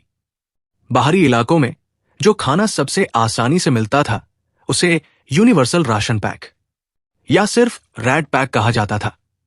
इसमें सिंथ पेस्ट की एक ट्यूब, एक सस्ता पानी का फिल्टर और कुछ सूखे बेस्वाद क्रैकर्स होते थे। एक अवेकन बनने से पहले वो ज्यादातर यही खाता था, इसलिए अब सनी को ऐसा लग रहा था मानो उसकी जिंदगी वही वापस आ गई हो जहां से शुरू हुई थी। कैसी अजीब विडंबना है। कुछ देर बाद शरीर को बनाए रखने वाली एसेंस के बिना वो दोनों थककर कमजोर महसूस करने लगे और उन्होंने सोने का फैसला किया। पिंजरे के बीच में समतल जगह इतनी छोटी थी कि सनी और कैसी को एक दूसरे से पीठ सटाकर बैठना पड़ा। उनकी त्वचा के बीच सिर्फ कपड़े की 2 पतली सी परतें थी और सनी उसकी दुबली-पतली काया से गूंजती हुई उसके दिल की धड़कन को महसूस कर सकता था। पिंजरा बहुत ठंडा और सर्द था, लेकिन कम से कम उसकी पीठ गर्म थी। वो कुछ देर तक खामोशी से लेटे रहे, नींद आने की कोशिश करते हुए। हालांकि इससे पहले कि उन्हें नींद आती, कैसी अचानक बोली, सनी। उसकी आवाज बहुत धीमी और झिझक से भरी थी। वो कैसी है? क्या तुम्हें पता है? उसने अपनी आंखें बंद ही रखीं और कुछ पलों तक खामोश रहा। फिर बिना किसी खास जज्बात के बोला, वो बिल्कुल ठीक है। वो अभी से एक शैतान बन चुकी है। अब मुझे परेशान करना बंद करो। कैसी ने एक लंबी सांस ली और फिर कुछ नहीं कहा। आधी रात के वक्त, अगर बाहर रात हो रही थी, तो वो अचानक जाग गया, क्योंकि कैसी के सांस लेने के तरीके में अचानक बदलाव आ गया था। उनके कपड़ों की पतली परत के आर पार वो उस अंधी लड़की के शरीर को तनाव में और उसकी सांसों को भारी और तेज होते हुए महसूस कर सकता था। सनी झिझका, फिर पीछे मुड़ा और कैसी की तरफ देखा। रूंज की हल्की चमक में उसका नाजुक चेहरा सफेद और बेजान लग रहा था। उसका चेहरा दर्द से सिकुड़ गया था और उसके माथे पर पसीने की बूंदें छलक आई थी। बंद पलकों के पीछे उसकी आंखें तेजी से इधर उधर घूम रही थी। वो कुछ देर वही रुका रहा, समझ नहीं पा रहा था कि क्या करे। ये साफ था कि कैसी कोई विजन देख रही थी, और उसके ज्यादातर विजन की तरह यह विजन भी बहुत दर्दनाक और डरावना था। क्या उसे कैसी को जगाना चाहिए था, या इससे फायदा होने के बजाय और नुकसान होगा? इससे पहले कि वो कुछ तय कर पाता, वो अचानक एक दबी हुई चीख के साथ उठ बैठी। उसकी छाती तेजी से ऊपर नीचे हो रही थी और उसके चेहरे पर एक खौफनाक घबराहट थी। अंधी लड़की ने अपने हाथ उठाए और अपने आसपास की चीजों को टटोलने की कोशिश करने लगी। साफ था कि उसे ठीक से याद नहीं आ रहा था कि वो कहाँ थी। सनी ने उसका एक हाथ पकड़ लिया, जिससे कैसी चौंक गई और वो एक सख्त आवाज में बोला, खुद को संभालो, धत तेरे की। तुम नाइट टेम्पल के एक पिंजरे में बंद हो। इस तरह हाथ पैर मारना बंद करो। वो सुन पड़ गई और उसकी मजबूत पकड़ के सामने हार मान ली। कुछ देर बाद कैसी ने एक गहरी सांस ली और कमजोर आवाज में बोली, मैं ठीक हूं। उसने उसे छोड़ दिया। वो लगभग खाली पानी की मशक उठाई और उसे उसके हाथ पर रख दिया। अंधी लड़की ने बचा हुआ आखिरी घूंट पानी पिया और अपनी आंखें बंद कर ली। धीरे धीरे उसकी सांसें सामान्य हो रही थी। सनी ने 1 मिनट इंतजार किया और फिर एक उदास स्वर में पूछा, एक और विजन? उसने खामोशी से अपना सिर हिलाया। उसके चेहरे पर एक उदासी मुस्कान आ गई। क्या हम फिर से मर गए? कैसी ने अपना सिर हिलाया, फिर अपनी आंखें खोली और त्योरियां चढ़ाई। नहीं, इस बार मैंने किसी और को देखा। उसने पानी की मशक को बर्श पर रखा, अपने घुटनों को अपनी बाहों में समेटा और फिर से बोली। उसकी आवाज अभी भी तनाव में थी, लेकिन अब काफी शांत थी। वो उन लॉस्ट में से एक था, भूरी आंखों वाला वो आदमी जो लेडी वेल्थ को सलाह दे रहा था। वो एक बड़ी सी भट्टी के सामने खड़ा था और टूटे हुए शीशों के टुकड़े आग में फेंक रहा था। वहां हजारों टुकड़े थे और हर एक टुकड़े में उसका अक्स दिख रहा था। बस किसी वक्त उन परछाइयों में से एक परछाई ने हिलना बंद कर दिया। वो सिहर उठी। उस लॉस्ट ने भी हिलना बंद कर दिया और खौफ से भरी नजरों के साथ उस रुकी हुई परछाई को घूरने लगा। ऐसा लग रहा था मानो डर के मारे उसके शरीर को लकवा मार गया हो। उसने चीखने के लिए अपना मुंह खोला, लेकिन उसके मुंह से कोई आवाज नहीं निकली। उसके बाद वो बिल्कुल नहीं हिला, लेकिन आखिरकार उस परछाई ने हिलना शुरू कर दिया। उसने अपना सिर उठाया और वो मुस्कुराने लगी। कैसी खामोश हो गई और फिर कांपती हुई आवाज में बोली। उस मुस्कान ने मुझे इतने खौफ से भर दिया कि मेरे दिमाग में बस एक ही ख्याल आ रहा था कि मैं वहां से भाग जाऊं, लेकिन मैं भाग नहीं पाई। और तभी मेरी आंख खुल गई। सनी कुछ देर तक उसे देखता रहा और सोच में डूब गया। उसका चेहरा शांत और गंभीर था। यह समझना मुश्किल नहीं था कि विजन किस बारे में था। आखिरकार मॉडरेट का एस्पेक्ट किसी तरह शीशों से जुड़ा हुआ था, लेकिन इस सब का मतलब क्या था? उसकी असली ताकतें क्या थी? उसने एक लंबी सांस छोड़ी और अपना चेहरा फेर लिया। कोई बात नहीं, तुमने अच्छा किया। अगर सो सकती हो तो वापस हो जाओ। उसने उसकी बात मानी और धीरे धीरे लेट गई। हालांकि सनी उसके सांस लेने के तरीके से ही समझ सकता था कि अंधी लड़की पूरी तरह से जाग रही थी। वो खुद भी नहीं सो पा रहा था। सुबह उनके सेल का दरवाजा खुला और लॉस्ट का वही दल उनके लिए और खाना लेकर आया। बस इस बार उनमें से सिर्फ 3 ही लोग आए थे। भूरी आंखों वाला वो आदमी कहीं नजर नहीं आ रहा था। चैप्टर 569। वो तीनों लॉस्ट एक दिन पहले के मुकाबले बेहतर हालत में लग रहे थे। उनके कवच साफ थे और उनके घावों पर भी ठीक से पट्टी बंधी हुई थी। हालांकि किसी तरह वो अंदर से बहुत थके हुए और कमजोर लग रहे थे। उनके चेहरे पहले से ज्यादा पीले पड़ गए थे। उनके हाव भाव में बहुत तनाव था और उनकी आंखों में एक अजीब सा खौफनाक अंधेरा छिपा हुआ था।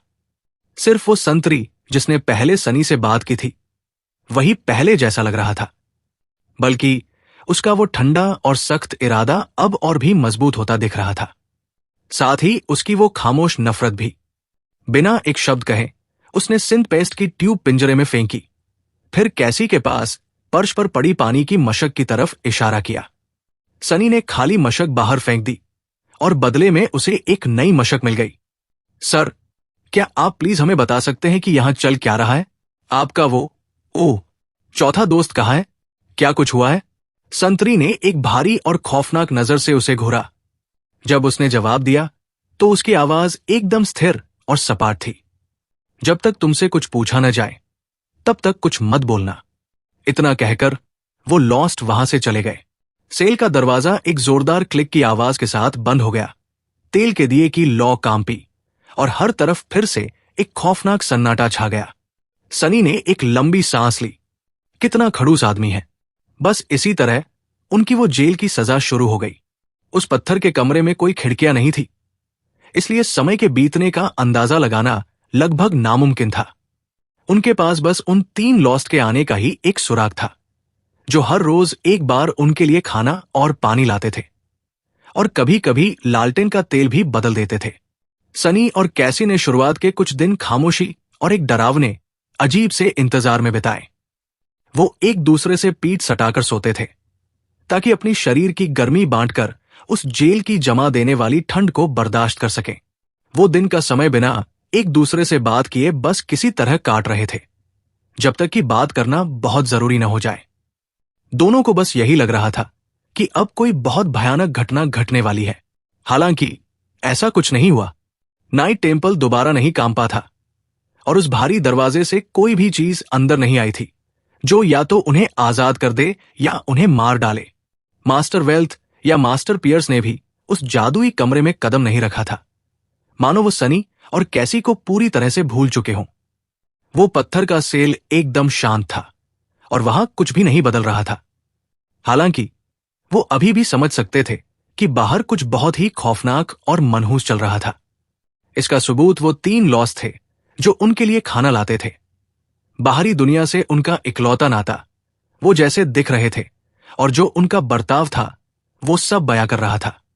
हर गुजरते दिन के साथ उनमें से 2 लोग और भी ज्यादा डरे हुए लगने लगे थे, जबकि तीसरा इंसान और भी ज्यादा सख्त और खौफनाक होता जा रहा था।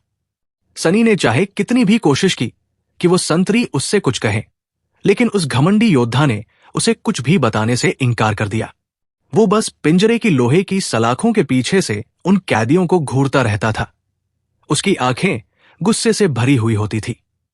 उनके काम करने का तरीका भी बदल गया था। अगर पहले वो तीनों खाना देते वक्त सनी और कैसी की तरफ देखते थे, तो अब सिर्फ वो संतरी ही ऐसा करता था। बाकी दोनों अपने हथियार निकाले हुए दरवाजे की तरफ मुंह करके खड़े रहते थे। कभी कभी उनके हाथ कांप रहे होते थे। जब सनी को ये एहसास हो गया कि जल्दी ही कुछ भी बदलने वाला नहीं है, तो उसे मजबूरी में अपना बर्ताव बदलना पड़ा। उसने मॉर्ड्रेड के बारे में जो कुछ भी पता था वो सब कैसी को बताया और बदले में कैसी को नाइट टेम्पल के बारे में जो कुछ भी याद था वो सब सनी ने जाना। एक दूसरे को बताने के अलावा उनके पास और कोई काम नहीं था, इसलिए उन्होंने हर छोटी छोटी बात पर कई बार गौर किया, लेकिन आखिर में उनके हाथ कुछ नहीं लगा। ना कोई नया सुराग, ना ही कोई गहरी समझ और ना ही कोई सही अंदाजा। ये बस एक ऐसा रास्ता था जो कहीं नहीं जाता था। अभी के लिए 7वें दिन वो 3 लॉस्ट हमेशा की तरह आए। संतरी ने आगे बढ़कर सिंथ पेस्ट की ट्यूब्स पिंजरे में फेंकी, जबकि बाकी दोनों ने उसकी पीठ के पीछे एक बचाव की पोजीशन ले ली। उनकी आंखें बहुत गहरी और खाली लग रही थी। हालांकि इससे पहले कि सनी वो खाली मशक बाहर फेंक पाता, दरवाजे के बाहर गलियारे में अचानक एक रोंगटे खड़े कर देने वाली चीख गूंज उठी। ठंडे पत्थरों से टकराकर आने वाली वो लंबी और डूबती हुई चीख दर्द और एक ऐसे खौफ से भरी थी जिसे शब्दों में बयां नहीं किया जा सकता था। किसी इंसान का गला ऐसी आवाज कैसे निकाल सकता था? लॉस्ट एकदम से चौकन्ने हो गए और उन्होंने अपने हथियारों को कसकर पकड़ लिया। उनमें से एक ने अनजाने में ही एक कदम पीछे ले लिया। संतरी गुर्राया और उसने उस आदमी को पीठ पर धक्का दिया। खुद को संभालो कायरो, अपना भर्ज याद रखो। इसके साथ ही उसने पानी की मशक सनी की तरफ फेंकी और तेजी से बाहर की ओर भागा। उसके हाथ में रोशनी की नाचती हुई चिंगारियों के भंवर से एक पतली सी तलवार प्रकट हो गई। बाकी दोनों ने अपने दांत पीसे और उसके पीछे पीछे भाग निकले और जाते जाते दरवाजा बंद कर गए। तेल के दिए की लौ कांपने लगी। अगले दिन जब दरवाजा फिर से खुला तो उसमें से सिर्फ 2 लॉस्ट ही अंदर आए। जिंदा बचे उन लॉस्ट में से एक बिल्कुल किसी चलती फिरती लाश की तरह लग रहा था। उसके शरीर पर कोई घाव नहीं था, लेकिन उसकी आंखें एकदम बुझी हुई और पथराई हुई सी लग रही थी। उसने सनी और कैसी की तरफ एक बेजान सी नजर डाली, फिर पीछे मुड़ा और अपना हथियार उठा लिया। वो थके हुए खौफ के साथ उस खुले दरवाजे को घूरने लगा। यहां तक कि वो घमंडी संतरी भी अब थोड़ा सा टूटा हुआ लग रहा था। उसका खूबसूरत चेहरा अभी भी शांत और अटल था, लेकिन उसके कंधों के झुकाव में एक हल्की सी कमजोरी थी और उसके हाव भाव में एक अजीब सी अनिश्चितता दिखाई दे रही थी। उसने सिंथपेस्ट की ट्यूब और पानी की मशक पिंजरे के अंदर फेंक दी। उसने सनी के बाकी दोनों खाली मशकों को वापस देने का इंतजार भी नहीं किया। सनी हमेशा की तरह उस लॉस्ट से फिर से बात करने की कोशिश करना चाहता था, लेकिन फिर उसने अपना इरादा बदल दिया। उस आदमी की आंखों में एक ऐसा तीखापन था कि उसे जरा सा भी उकसाने का ख्याल बहुत खतरनाक लग रहा था। वो दोनों लॉस्ट चले गए और उन कैदियों को एक बार फिर अकेला छोड़ गए। सनी कुछ मिनटों तक उस दरवाजे और उसके बगल में नाचती हुई तेल के दिए की नारंगी लौ को घूरता रहा। फिर वो सिहर उठा और उसने अपना मुंह फेर लिया। उनके वो जेलर कुछ और बार वापस आए। हर गुजरते दिन के साथ वो और भी ज्यादा बिखरे हुए और थके हुए लग रहे थे और उनकी आंखों में छिपा वो अंधेरा और भी गहरा होता जा रहा था। कुछ बार सनी को गलियारे से आने वाली अजीब और डरावनी आवाजें भी सुनाई दी, लेकिन उन दोनों लॉस्ट ने उन आवाजों पर कोई प्रतिक्रिया नहीं दी। एक हफ्ते बाद खाना बहुत लंबे समय तक नहीं आया। सनी ने उदासी से उस दरवाजे को घूरा। उसे अपने खाली पेट में भूख की वो चुभन महसूस हो रही थी। एक दिन में सिर्फ एक सिंथपेस्ट की ट्यूब उसकी भूख मिटाने के लिए बिल्कुल भी काफी नहीं थी, इसलिए वो हमेशा भूखा ही रहता था, बिल्कुल वैसे ही जैसे वो अपने गुजरे हुए वक्त में था, जब वो बाहरी इलाकों की सड़कों पर रहा करता था। घंटों बीत गए, लेकिन वो दोनों लॉस्ट कहीं नजर नहीं आए। आखिर वो सब गए कहाँ? तभी अचानक कोई चीज बाहर से एक जोरदार धमाके के साथ दरवाजे से टकराई। छत से थोड़ी सी धूल गिरी और फिर हर तरफ एक बार फिर से सन्नाटा छा गया। सनी कुछ पलों तक बिना हिले डुले खड़ा रहा। फिर उसने धीरे से नीचे देखा। दरवाजे के नीचे से कुछ बह रहा था, जो गुंबद की ढलान से होते हुए पिंजरे की तरफ आ रहा था। तेल की लालटेन की मध्यम नारंगी रोशनी में वो तरल पदार्थ लगभग काला लग रहा था, लेकिन वो इसकी गंध को बहुत अच्छी तरह से पहचानता था। खून, ये इंसान का खून था। उस दिन के बाद उन्हें खाना देने के लिए कोई नहीं आया। चैप्टर 570। सनी ने खून की उस धार को देखा जो पिंजरे के करीब और करीब आती जा रही थी। फिर उसने वापस दरवाजे की तरफ नजर घुमाई और इंतजार करने लगा, ये सोचते हुए कि क्या कोई चीज दरवाजा तोड़कर उस सेल के अंदर आ जाएगी। लेकिन ऐसा कुछ नहीं हुआ। उस पहले जोरदार धमाके के बाद हर तरफ एक खौफनाक सन्नाटा छाया रहा। सेकंड बीतते गए, फिर मिनट। आखिरकार उसने धीरे से दरवाजे से अपनी नजरें हटाईं और कैसी की तरफ देखा। क्या तुम्हें इसकी गंध आ रही है? वो एक पल के लिए रुकी, फिर उसने सिर हिलाया। खून की। सनी कुछ देर बिना हिले डुले वहीं खड़ा रहा, फिर अपनी उसी जगह पर वापस जाकर बैठ गया। उसका चेहरा बहुत गंभीर था। कुछ देर बाद उसने एक भारी स्वर में कहा, अब हमें पानी बचा बचा कर पीना शुरू करना होगा। इंसान बिना खाने के काफी लंबे समय तक जिंदा रह सकता है, लेकिन पानी बहुत ज्यादा अनमोल है। इसके बिना एक स्वस्थ इंसान कुछ ही दिनों में मर सकता है, और तड़प तड़प कर मरने के इससे बुरे तरीके बहुत ही कम होते हैं। कैसी ने अपना सिर मोड़ा और फिर बहुत ही उदास लहजे में पूछा, क्यों? क्या तुम्हें लगता है कि वो हमें यही ऐसे ही छोड़ देंगे? सनी ने ये कहने के लिए अपना मुंह खोला कि भविष्य तो वो देख सकती है, वो नहीं। लेकिन आखिर में उसने खुद को चुप ही रखा, बस एहतियात के तौर पर। उनके पास सिर्फ पानी से भरी एक पूरी मशक बची थी। अवेकन होने के नाते वो आम इंसानों के मुकाबले बिना पानी के ज्यादा समय तक जिंदा रह सकते थे, खासकर सनी, जिसका शरीर 3 कोर्स ब्लड वीव और उसकी परछाइयों से मजबूत हुआ था। लेकिन क्या वो समय काफी होगा, ये जानने का कोई तरीका नहीं था। उसने अपनी आंखें बंद की और धीरे से सांस छोड़ी, फिर ध्यान लगाने की कोशिश करने लगा। समय बहुत धीरे धीरे रेंग रहा था। उनकी भूख बढ़ती जा रही थी, लेकिन कोई उनके लिए खाना लेकर नहीं आया। बाहरी दुनिया से उनका आखिरी नाता भी टूट चुका था, इसलिए यह बता पाना नामुमकिन था कि कौन सा दिन चल रहा है। सनी और कैसी उस धुंधली सी रोशनी वाले अंधेरे में अकेले बैठे थे, किसी चीज के होने का इंतजार कर रहे थे, या फिर ठंड से कांपते हुए सो रहे थे। जल्द ही उनका पानी भी खत्म हो गया। वैसे भी वो पानी की मशक बहुत बड़ी नहीं थी, और फिर उन्हें प्यास सताने लगी। सनी को लगता था कि वो पागलपन के एहसास को जानता है, लेकिन बिना कुछ पिए कई दिन गुजारने के बाद कम से कम उसे लग रहा था कि कुछ दिन बीत चुके हैं। उसे समझ आया कि पागलों की तरह तड़पने की भी एक बिल्कुल अलग ही दुनिया होती है। प्यास का वो एहसास सचमुच इंसान को पागल कर देने वाला, बेहद तड़पाने वाला और दम घोंटने वाला था। उसका गला ऐसे दुख रहा था मानो कोई उसे काट रहा हो। उसके होंठ सूख कर फट गए थे, और उसकी जीभ का भी यही हाल था। उसके सिर में एक टीस मारने वाला दर्द था, और उसकी मांसपेशियों में खौफनाक ऐंठन हो रही थी। वो सिर्फ और सिर्फ पानी के बारे में ही सोच पा रहा था।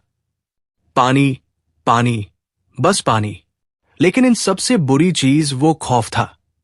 ये खौफ कि वो इस मनहूस पिंजरे में एक कुत्ते की मौत मरेगा, जिसे सब भूल चुके हैं और लावारिस छोड़ दिया गया है। हो सकता है किसी दिन कोई उस भारी दरवाजे को खोले और उसकी सूख चुकी लाश को लोहे की सलाखों के बीच से उस दरवाजे की तरफ बेबसी से हाथ बढ़ाते हुए पाए। सनी ने पिंजरे से बाहर निकलने के लिए हर मुमकिन कोशिश कर ली थी, लेकिन उसने जो कुछ भी किया उसका कोई फायदा नहीं हुआ। इसका सिर्फ एक ही नतीजा निकला कि उसकी हालत और भी बदतर हो गई। तब तक उसे अपना गला और मुंह ऐसे लग रहे थे मानो वो आग में जल रहे हों, और उसके पूरे शरीर में भयानक दर्द हो रहा था। वो बहुत कमजोर और निढाल महसूस कर रहा था, और उसकी आंखों के आगे धुंधलापन छाने लगा था। सनी ने अपना ज्यादातर समय तेल के दिए की नारंगी लौ को घूरते हुए बिताया, क्योंकि बस यही एक चीज थी जिसे वो साफ साफ देख पा रहा था। फिर वो लौ भी बुझ गई। पत्थर का वो कमरा और भी ज्यादा अंधेरा हो गया, जहां सिर्फ रून्स की वो भूतिया और मध्यम सी रोशनी ही पिंजरे की लोहे की सलाखों को रोशन कर रही थी। तेल खत्म हो गया। सनी ने अपनी आंखें बंद कर ली। क्या सच में अब कोई उम्मीद नहीं बची थी? नहीं, वो हार नहीं मान सकता था। वो हार नहीं मानेगा। इस सारी तड़प और निराशा के बीच उसे दिमागी तौर पर थोड़ा बहुत ठीक रखने वाली इकलौती चीज ये थी कि कैसी उसके साथ थी, जो इसी नरक से गुजर रही थी। कम से कम वो अकेला तो नहीं था। उन सारी उलझी हुई भावनाओं और पुराने पापों के भारी बोझ के बावजूद किसी के साथ अपना दर्द बांटने ने अगर उसे सहने लायक नहीं बनाया था, तो कम से कम थोड़ा आसान जरूर कर दिया था। उनमें से कोई भी उस दर्द और इस खौफ को अकेले बर्दाश्त नहीं कर पाता कि वो जिएंगे या मरेंगे। ये जानने का डर और उस अनजान चीज का खौफ। लेकिन एक साथ मिलकर वो दोनों किसी तरह डटे हुए थे, शायद सिर्फ इसलिए ताकि दूसरा उन्हें पहले टूटते हुए ना देख ले। सनी को नहीं पता था कि उस तेल की लालटेन के बुझने के बाद से कितने दिन बीत चुके थे। समय ने काफी पहले ही अपना मतलब खो दिया था। वो सिर्फ उस प्यास को, उस दर्द को जानता था, और बस थोड़ी देर और टिके रहने की उस जिद्दी और अड़ियल इच्छा को जानता था। किसी वक्त उसने अंधेरे में अपनी आंखें खोली और उस जादुई रून्स की धुंधली सी नीली रोशनी को घूरने लगा। फिर उसने अपना सिर मोड़ा और कैसी की तरफ देखा, जो उसकी बाहों में सो रही थी। एक आवाज आ रही थी। दरवाजे के पीछे से एक आवाज आ रही थी। सनी कैसी को जगाना चाहता था, लेकिन उसका गला इतना सूख चुका था कि उससे कोई आवाज ही नहीं निकल रही थी। आवाज निकालने की कोशिश ने बस उसे और दर्द ही दिया। उसने अपने दांत पीसे, फिर उसे धीरे से हिलाया, उसके आंखें खोलने का इंतजार किया और बहुत सावधानी से अपनी उंगली उसके होंठों पर रख दी। वो चाहता था कि वो चुप रहे। अंधी लड़की कुछ पलों तक झिझकी और फिर उसने सिर हिलाया। उन्होंने एक दूसरे को छोड़ दिया और लड़खड़ाते हुए अपने पैरों पर खड़े हो गए। तब तक वो हल्की सी आवाज और भी साफ हो गई थी।